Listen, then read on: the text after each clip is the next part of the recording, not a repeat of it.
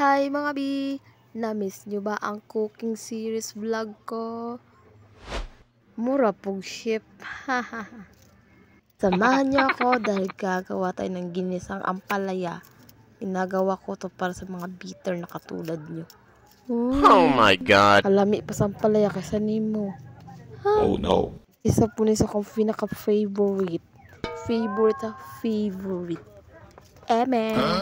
Daw mini. Aba, syempre no, nagkano ko diya. Nahiwa-hiwa na ako ang panakot. Kaya magluto tag ang palaya. Ngayon sa ko gawas anak mga bi. Kaya hugasan sa ako kasi punog ahos. Mayroon po din hugasan ni mo na kaya hugaw bi. Tambalas. In this points mga bi, hinimay ko na yung mga bawang at sibuyas ko. Before anything else mga bi, mag-shoutout muna ako kay Lara Jean Billiones. Hi sa'yo, Lar. Kamusta? Nandito na yung request mo. Ay! Pasensya na sa boses ko. Medyo OA lang. At pati na rin kay Kuya. Sabi pa niya, birahim diri hataki pa bi. Wow! Nana yun ang sa'yo sa mga Bisaya, no? Hi kuya, shoutout sa'yo. So in this session mga bi, hinugasan ko na yung ampalaya ko. Ampalaya ko. What? Sa nowadays, nga vlog ko, no, naapoy tawa, nag-appreciate ko sa akong vlog. Thank you so much for you guys. And thank you po sa akong mga tough fans and rising fans and followers. Paski hindi mo magatong stars na ako, okay lang.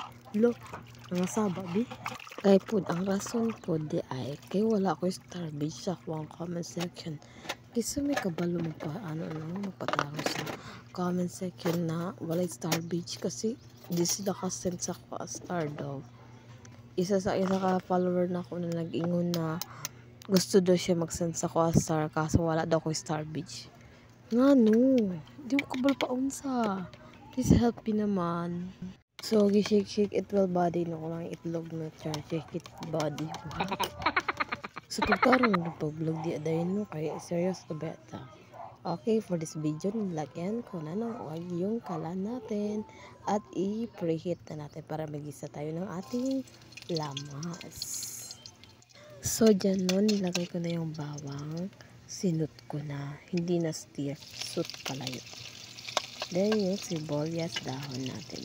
Ginisa ko na rin siya. Para, ito yung,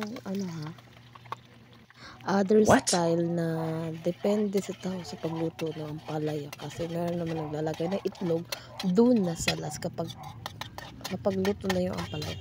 Iba yun sa akin. Iba itong style ko ha. Huwag niyong gayahin. Depende on your style lang. Kasi style ko to, char. Sana all. Mas inuna ko pag niluto yung itlog kaysa yung sa gulay. Pero aswan ko na lang man si ginisa. Kasi pareho na naman siguro yan sila. Kasi ampalaya with egg lang naman yung kalalabasan. Depende na yan sa inyong pagluto.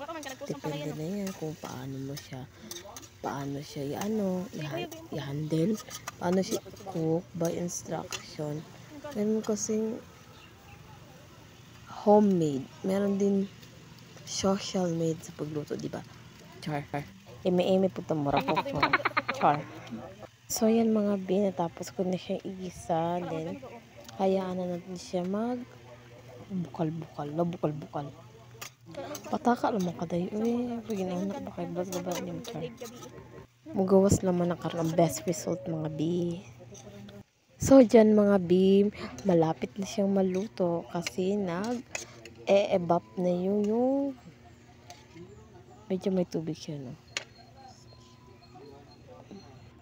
So, dyan mga bi, no, hinaon ko na yung ampalaya natin kasi luto na at ilalagay natin sa isang container bowl.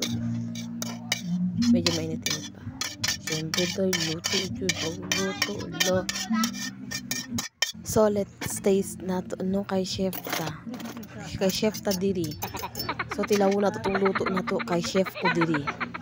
Wala na kayo pakialam nito. Charis. Joke lang po mga bi. Ayan po, luto na po yung niluto ko. Kaya iti-taste ko na po. It tastes good naman. Kaya salamat for watching. Thanks for watching mga be. Goodbye.